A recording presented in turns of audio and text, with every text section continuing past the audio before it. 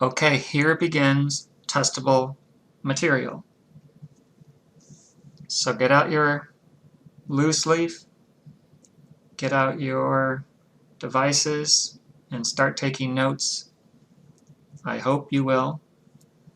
I'm not someone who's into abstract art, but let's do some abstract art to understand psychology.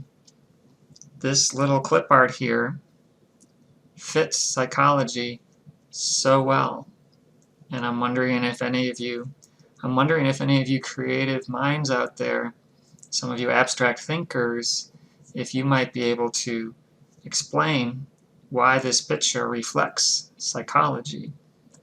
Now, if we were in the classroom, I would pause here, and students have often given me some pretty good answers to this. We're not in a classroom right now, so feel free to pause the video, think about what this picture means for psychology, and now here's what I think this picture means for psychology. Number one, psychology is a science, and science is a community of researchers. There are a bunch of little faceless guys pushing that puzzle piece, and that's because we're a community. It's a bunch of us. And one of the ways science represents itself as a community is that we review each other's research. You can't just write a study, you can't just run a study and write a report and expect it to be published in a journal. It has to be reviewed by other professors, and that increases the reliability. Now, there are some research papers out there that are not that great, but when you have peer review, then you maximize the chances that the papers that get published are reliable, they are valid, they are important. Another aspect of the community is that you want to replicate research, and you need other research teams to do that. If there's ever a study that comes out and it shocks you, it's okay to be shocked, but don't buy into it right away. Brand new studies that have new information should be greeted with caution. Wait for the replication study to come out, and then that will increase our ability to trust it. Okay, what about that puzzle piece?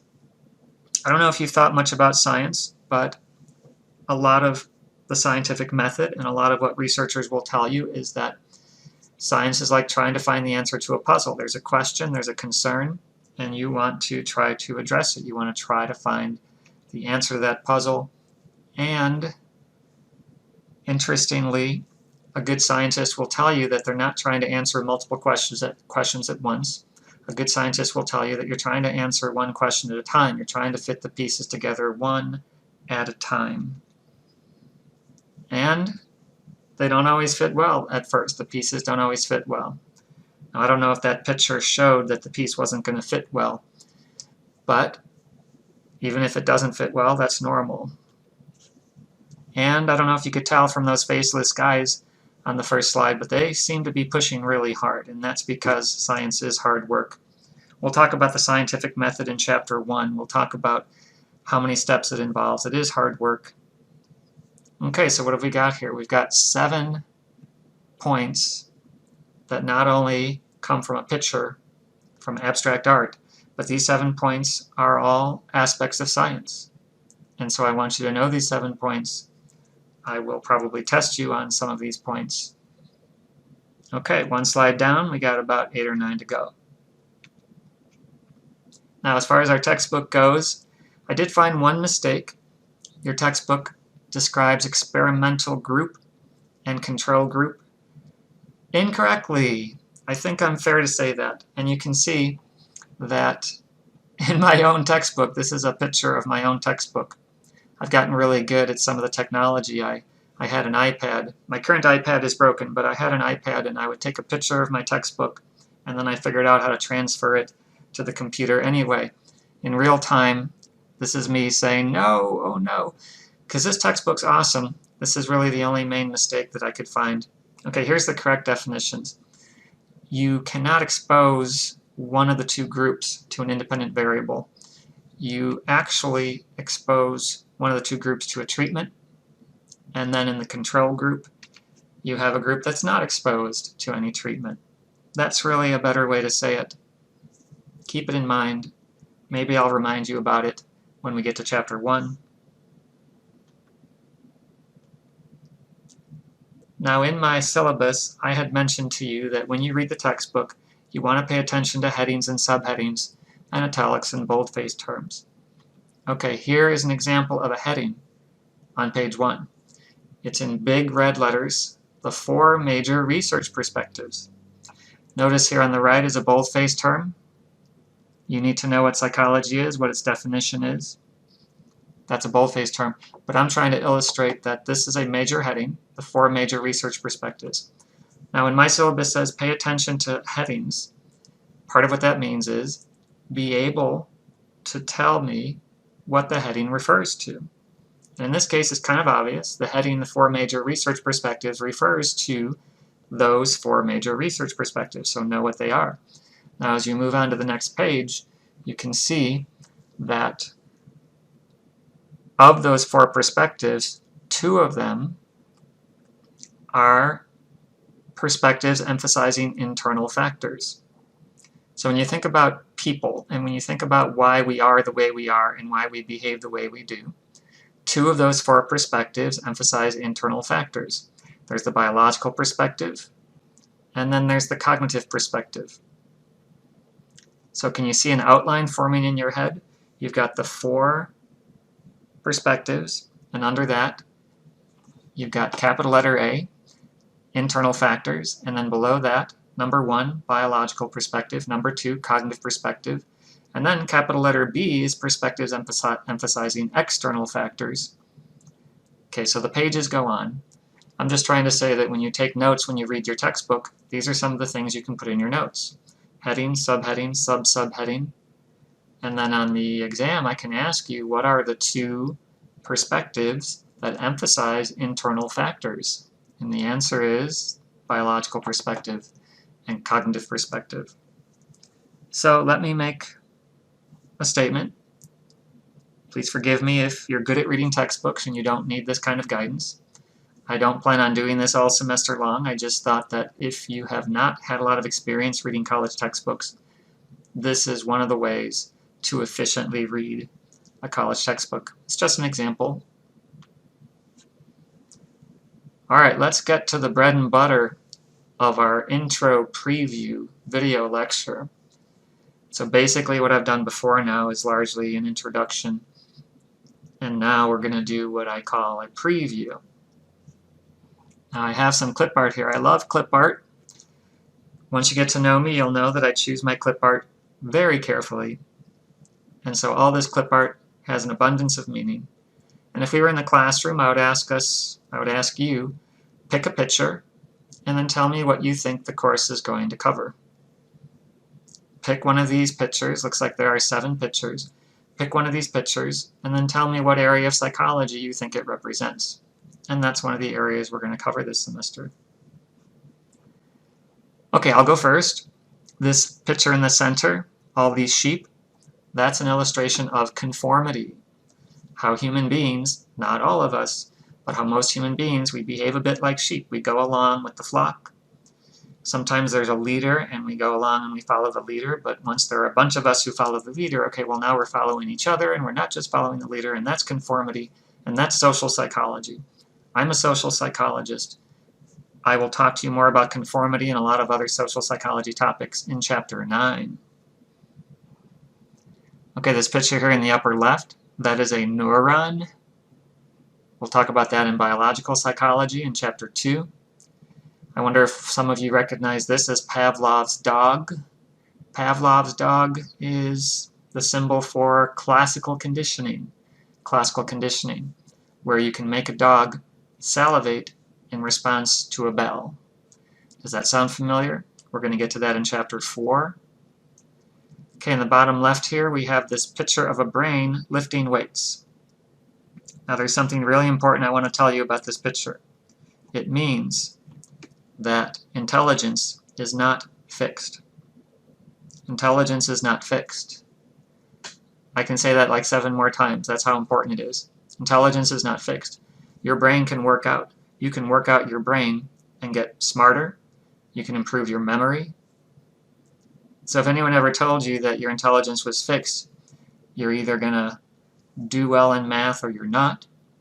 You're either going to do well in school or you're not. That is an unfair simplification. Intelligence is malleable. You can improve. We'll talk a lot about that. There's a chapter on learning. There's a chapter on intelligence. I'm just going to say it one more time. Intelligence is not fixed. You can improve. It's not easy. You know, you have to work hard. You have to work your brain hard. You have to spend the time. Maybe get a tutor. There are a lot of ways you can improve your brain. Okay, moving to the right. This picture here, you got a baby, little kid, older kid, adults. Anyway, that's developmental psychology. Developmental psychology is in chapter 7, I believe. Okay, these last two pictures have to do with mental health. Okay, there's a picture of a person here. She seems depressed. It's a she or he, I'm not actually sure, but this is a depressed young person. And then here's a caricature of a psychotherapist. And one of the things psychotherapists do is they listen to you as you talk through your problems. They do more than that, usually, but that's one of the things they do. They listen. They show their support. You know, if we were in the classroom, you guys would be sharing your thoughts about these pictures, and maybe you'd have some questions, and we could spend a lot of time here. Feel free to pause the video and reflect on some of what I've said. Notice that some of what I've said is not on the slide, and so when you're taking notes, you do need to write down some of the important things I say that are not on the slide. I think the biggest statement that I made, because I said it several times, is that intelligence is not what? That's right, intelligence is not fixed. Don't let people tell you differently, and we'll talk more about that later. Okay, so that was my clip art course review header slide. And now what I usually do at the start of a lecture is I give you a preview. I tell you what we're going to be talking about. So here's my preview slide. We're going to talk about the 5 major areas of psychology. I will make reference to worksheet 1. Worksheet 1 has been uploaded to Canvas. You can check it out. And then we will finish this lecture by talking about scientific reasoning. That is one of the goals of this course, to make you a better scientific reasoner. And so I'll tell you more about what that means. Now, how many major areas of psychology are there? If you remember from my syllabus, there are basically 5. And I, as an instructor, I am into mnemonics. I don't know if you've heard of mnemonics before. They're actually very effective for the average student. They're very effective at helping you to remember things. And so I have an acronym here. It's called an acronym. And each of these letters, C, C, B, D, S, each of those letters stands for one of the 5 major areas. Now, an acronym works best if you put those letters together and they make sense. And so I'm thinking here that when you take this class and you start to get excited and you learn about all these different areas of psychology, you might want to text your friends. You know, you might want to CC all your buds. You might want to let them know what's happening because you're so excited. So I don't know if that works for you, but acronyms are more helpful if you can visualize them, have some fun with them. Okay, C, C, B, D, S. Here, again, if we were in class, I would ask for volunteers to tell me, to pick a letter, and tell me what major area of psychology it covers. Okay, let's start with the B. B stands for biological psychology. That's the neuron. We'll talk about the nervous system, the endocrine systems. We'll talk about emotion. Turns out that there's a large biological component to human emotion. And we'll talk about sensation and perception, which is chapter 3. These are the sub-areas of biological psychology that we'll talk about. One of the C's in CC buds is cognitive psychology. That's chapters 4, 5, and 6. We'll talk about learning and conditioning. That's where the Pavlovian dog falls. We'll talk about motivation, why we behave the way we do. We'll talk about memory. And that's part of what I was trying to illustrate with my brain, who was lifting weights, that you can improve your memory. You can work out your brain. And then we have an entire chapter, chapter 6, called Thinking and Intelligence. Although I made many exclusions from chapter 6, you do still have to read some of chapter 6. This is all part of cognitive psychology. The D in CC buds is developmental psychology, and this is about the babies, mostly. and the little kiddies, teenagers, young adults, older adults, the elderly. This is also about fetuses. This is also about human beings before they're born. This is also about death and grieving. It's the whole gamut. It's everything. Prenatal, which is before you're born, all the way through late adulthood and death. And there are different components of our existence as we develop, right? There's the biological development, that we get bigger, as we go from babies to adults. There's cognitive development, we get smarter. Social development, we get more experienced handling relationships. And these first three, bio, cognitive, social development, those are the three major ones that most developmental psychology textbooks talk about. But some developmental psychology textbooks and your text author also talk about personality development, how our personality changes over time. Not a lot. Most people it changes a little. Certainly as you grow older, there are some predictable ways that your personality will develop. You'll become more mature. So there are basically 4 ways we develop that we can talk about, or that developmental psychologists talk about. The S in CC Buds is social psychology. This is my area. This is my favorite area. And this is a little different than your book talks about, but I'm going to take the liberty of dividing up social psychology in my way, because I teach social psychology on campus. And I want to divide social psychology into social influence, and that's where conformity is. We're all influencing each other when we conform to each other. There is also sales and telemarketing. When you're trying to persuade somebody to buy something, you're persuading somebody to donate something. That's social influence as well. There's also social thinking. How do we think about ourselves? How do we think about other people? There's social relations. How well do we get along together? How well are Americans getting along together these days? Whoa. If this were in class, and if we wanted, we could actually take some time out and talk about racial relations in the United States right now. Whoa. Did I say that twice? Whoa. Okay, I'll stop saying whoa. We are having some social issues in our country right now. There have been those recent incidents of black people being hurt or killed by police officers. Then there are the protests. Definitely in social psychology, if not before, we can talk about this more, or I can talk about this more. Maybe I can make a discussion board to talk about this more. Let's talk about this guy.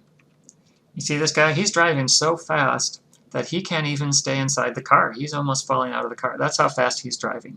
And if you don't mind, I'm going to stick with the pronoun he, because it turns out that men, on average, drive more aggressively than women. Don't get me wrong, I've had some female students and they've told me how aggressive they drive. And sometimes they're proud of it, and I understand women can be aggressive too, but on average, men are more aggressive, especially while driving. What's my point? My point is that social psychology is where we can talk about understanding aggressive driving. When you see somebody driving aggressively, when you see somebody on the road, I don't know if you've experienced this. Have you ever been on the highway and somebody tailgates you at really high speeds, and then they're not satisfied with how fast you're going, and so after tailgating you, they will swerve around you and cut you off and speed away, and you have to swerve and you have to go onto the shoulder of the road? I mean, you almost died. What the heck is wrong with that other driver? Right. What the heck is wrong with that other driver? Social psychology does 2 things. It tries to explain why people behave aggressively, but social psychology also tries to explain how we think about these aggressive drivers. So under social thinking, and this is where I've done a lot of research, under social thinking, when we see a driver who drives crazy, what do we think about that? Why do we think that aggressive driver is driving like a maniac? Now, it turns out that most of us, when we see an aggressive driver, the main reason we think of is that this aggressive driver is an aggressive son of a gun. We think that this person is driving aggressively because they're aggressive, they're a maniac, they're stupid, they're hostile. This is part of who they are. Yeah, that could be what's going on. Maybe that's probably what's going on. But it's also possible that this person is driving like a maniac because of something in the situation. Maybe the driver is rushing to a medical emergency. Maybe the driver has a pregnant passenger and they're trying to get to the hospital. Is that possible? No, come on. Come on, really. Is that possible that someone driving that recklessly is actually trying to save, a little baby's life or trying to save a woman's life? They're trying to get to the hospital really fast. Yeah, it's possible. And either in the chapter on social psychology or before, I'll tell you a story about my brother in Chicago who did drive that recklessly one night. And it turns out that my brother was driving that recklessly that night because his wife was giving birth in the passenger seat next to him. Okay, looks like I'm telling you this story. Okay, I'm just going to go with it. So that night in Chicago, my brother broke stop signs, he broke red lights. People were giving him the bird from the sidewalks because he was driving like an idiot. Now, was my brother an idiot? Maybe, but is that the end of the story? Was he just an idiot? No, he was trying to get my wife to the hospital. His wife. He was trying to get his wife to the hospital because his wife was giving birth in the passenger seat. There are a lot of details here. Suffice it to say that they did not make it to the hospital in time. My sister-in-law gave birth in the car. My sister-in-law was okay. The baby was okay. The car was not okay. Sorry, I don't mean to get really gross in the first lecture, but the car was not okay. It had to be cleaned a couple of times. But the baby was okay. And they named the baby after the car that he was born in. The baby's name is Owen Ford Stalder. Named Ford, middle name, because he was born in a Ford. It's a true story. So the next time somebody runs you off the road, should you assume that there's a medical emergency and should you not get angry at that other driver? I don't know. That's up to you. It's really up to you. But it's possible that the person who cut you off is not a total idiot. It's possible that the person who cut you off has some kind of situational stuff going on that we cannot see, that we don't know about. It's a possibility. Okay, so I couldn't help myself. I'm a social psychologist. And now since I've spent so much time on that driving story, let me give you a name for it. I will create a call out that this is called that type of thinking about the other driver. When you assume the other driver is an idiot and nothing more. When you assume the bad driver is just hostile, just aggressive, just an idiot. When you focus on those traits and you underestimate the situational factors, that is called the fundamental attribution error. The fundamental attribution error refers to the tendency to blame other people, call them idiots, call them hostile, when actually it's more complicated than that. Whew, okay, I think I'm done now talking about driving and social psychology. Thank you for listening. So where are we at here? We've got biological psychology, cognitive psychology, developmental psychology, social psychology, and then the last letter, that last C in CC Buds, is clinical psychology. Chapters 8 and 10.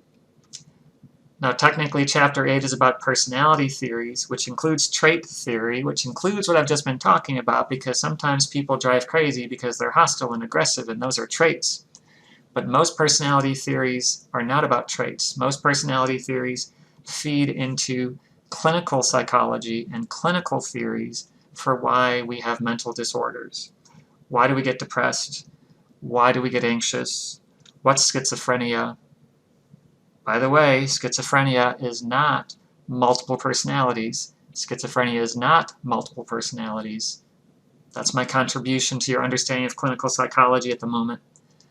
So this talk about counseling and mental disorders and how to help people with mental disorders, this is all what we'll cover at the end of the semester under clinical psychology. Okay, you can pause here, process everything. And now that we've learned these 5 major areas and a little bit about them, there's our psychotherapist. Now that we've learned about these 5 areas of psychology, here are some of the questions I might ask you. So on the first exam, these may be your 5 choices. And my question may say, which of the following is the area of psychology that covers a certain topic? Which of the following covers the following topic? And then I might say, social thinking. Where does social thinking fall? And the answer is social psychology. Okay, that was an easy one. What about sensation and perception? Which of the following 5 areas of psychology includes sensation and perception? This is tricky. The answer is, go back into your slides, go back into your notes, and you'll see the answer is biological psychology. Best answer, sensation and perception fall under biological psychology. So various times throughout the semester, I'll give you some practice exam questions like this, some sample exam questions like this. Let me know if you have questions. You can email me. Moving through our slides here, now I want to talk to you about Worksheet 1. Worksheet 1 has been uploaded to Canvas.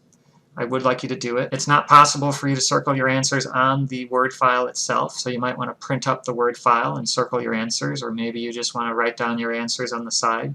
You can create a piece of loose leaf and just write down your answers. I'll send you the answers for the Worksheet 1 questions, and then you can grade yourself. One of the purposes of Worksheet 1 is to share with you some of what we'll talk about this semester. Worksheet 1 contains a sampling of research findings for the semester.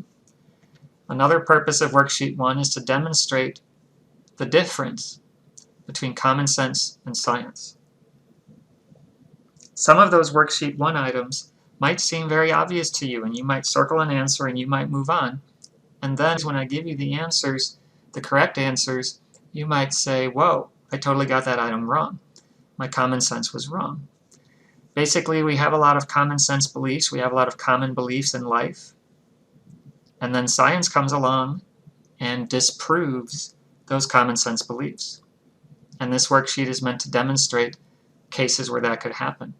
Worksheet 1 has items on it where the answer may seem obvious, the answer may seem common sense, the answer may seem like what everybody believes. But science has shown otherwise. Sometimes common sense is correct, sometimes it is not. Sometimes common sense is correct, sometimes it is not. And the way to figure out when common sense is correct and when it is not is through science. Science is the way that we determine which common sense beliefs are true and which are not. And I hope Worksheet 1 helps to demonstrate that. Thirdly, Worksheet 1 introduces you to some controversial issues that we could talk about this semester. So there are some Worksheet 1 items that cover some of these controversial issues. For example, does watching media violence cause aggression? The answer is yes. Watching media violence causes aggression. It's not just correlational research. It's a cause-effect connection. Not for every kid who watches violence, but on average, media violence increases our aggression. Somehow that's controversial. 99% of scientists agree, but somehow in America, in the United States, not everybody agrees with this. Common sense here is often not correct. Where does homosexuality come from? Is it biological? Is it a choice?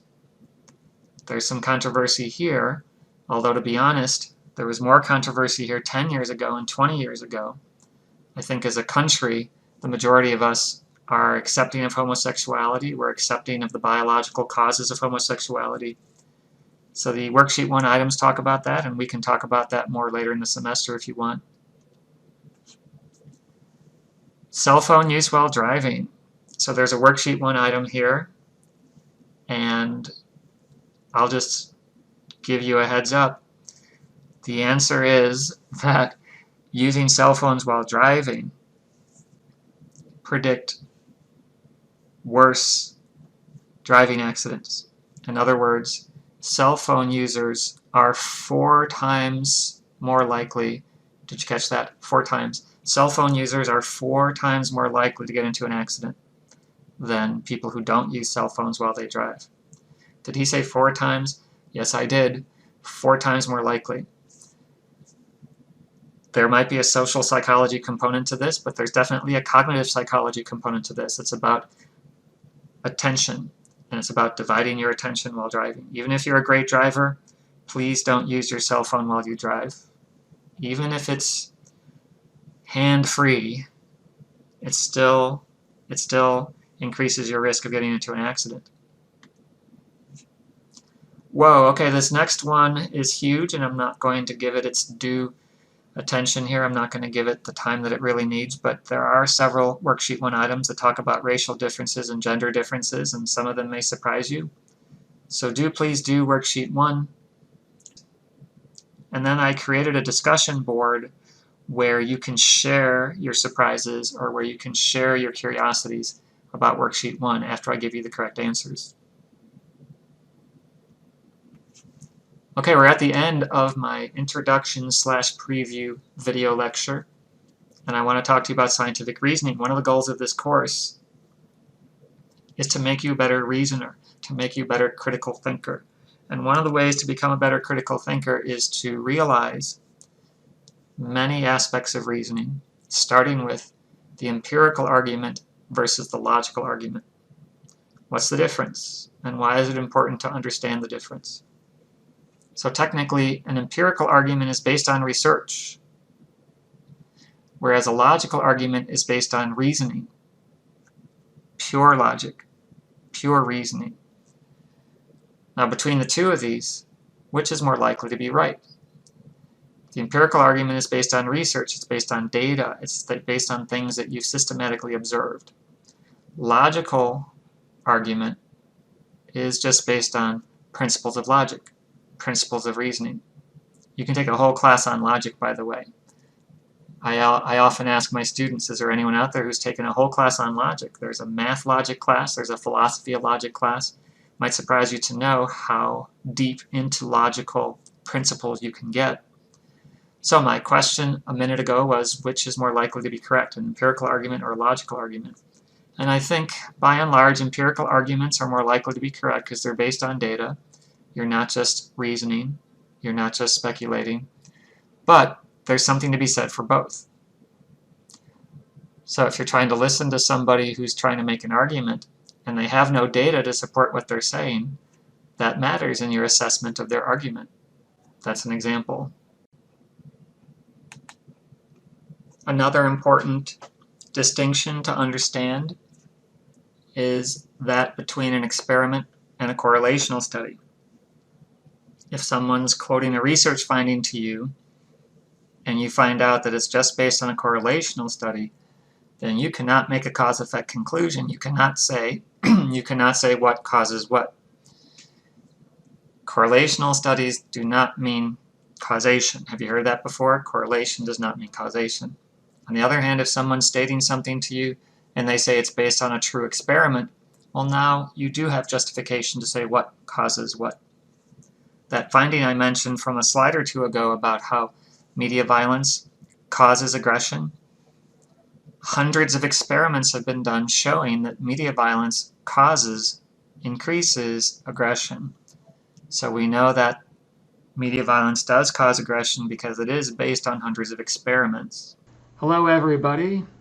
I'm interrupting the regular flow of the video here because as I was reviewing the video I thought maybe I better emphasize something a little bit more here. So in the realm of research studies, there are experiments, there are correlational studies. That's what I've just been talking about on the video. There are also case studies and surveys and observational techniques and of all the different types of studies that you can think of. Only experiments allow for a cause-effect conclusion. If you're trying to say what the cause of some outcome is, it's only the experiment. I could just say this like 17 times, and I'm afraid one of you will still get this question wrong on an exam. And so I'm just going to keep saying it, that only an experiment allows for a cause-effect conclusion. If I ask you on the next exam, or if I ask you on the next assignment, which of the following allows you to say what the cause of an outcome is. It's not a correlational study, it's not a case study, it's not all of these. You know how you have that choice, all of these, and some students always think all of these is the right answer. If I ask you which of the following allows for a cause-effect conclusion, it's not all of these. It's only experiments. I would jump up and down and do a dance if I think it would help. You know, maybe I will later in another video. But let's all get this question right because it's coming. That's an official hint. The question is coming. Okay, back to your regularly scheduled video. Another important part of understanding science, especially social science, is the phrase on average. Social science research studies samples of people, not everybody. In order to study everybody, you'd need a lot of money and time because there are like 7 billion people on the planet. And so what we do is we study samples of people, and even within those samples of people, the research results rarely apply to every one of them. Research results pertain to the average participant or the majority of participants. So I will always try to say on average. Whenever I share a research result with you, I will always try to say it's on average. It's not necessarily everybody. And this is really important because human beings, there's so much diversity among us. We're not all the same. We are different from each other. And one of the ways we're different from each other is that we don't all respond to the stimuli in experiments the same way. We don't all show the same results. But in some experiments, in some research, most of us do show the same result, and so we can say that it's true on average. So if anyone quotes a research study to you, it's not necessary that it applies to you because it's on average. Okay, lastly, and this is a really big issue, there are these things in life known as case studies or anecdotes or colorful stories. This is what happened to my uncle. I was watching this cable news show and the host was talking about this thing that happened to her. Or my sister told me this happened to her. Case studies and anecdotes are about single people. And the main point I'm trying to convey is that they alone are not enough to disagree with research. Research is based on studies of many people. And that finding about media violence causing aggression, that's based on hundreds, literally hundreds of experiments, each of which had dozens or hundreds of participants. So if you are listening to a researcher who says, watching violent media causes aggression, you might be tempted to say, nah, I don't buy it because I've watched a lot of violent movies and I've played a lot of violent video games and I turned out fine, and so I'm going to disagree with this research. Now don't get me wrong, maybe you did watch a lot of violent movies and maybe you did play a lot of violent video games and maybe you did turn out fine. But that is not a strong position from which to disagree with literally hundreds of experiments that all show watching media violence causes aggression, on average. It's not everybody. Part of what I'm saying is that in this course, if you are listening to me or if you're reading in the book about a research study and you don't think it pertains to you because of your personal experience, or you don't think it is true because of what your uncle told you or your sister or something you heard on a cable news show, you know, based on a personal experience, be careful. Be careful. It's not a strong reasoning position. It's not a strong position to be in when you're letting a case study or an anecdote or a personal story make you disagree with many, if not hundreds, of research studies. It's not that the person who's telling their story is a liar. It's more complicated than that. It's just that research studies are based on more people and therefore they're more trustworthy, and that's one of the things that I hope you will accept, and that will make you a better scientific reasoner. That will make you a better critical thinker. Okay, this video is done. I'm going to wrap it up. Good luck taking your notes. Good luck studying this material. Good luck reading Chapter 1, which is coming up next, and I will have another video lecture for Chapter 1. Take care, stay healthy,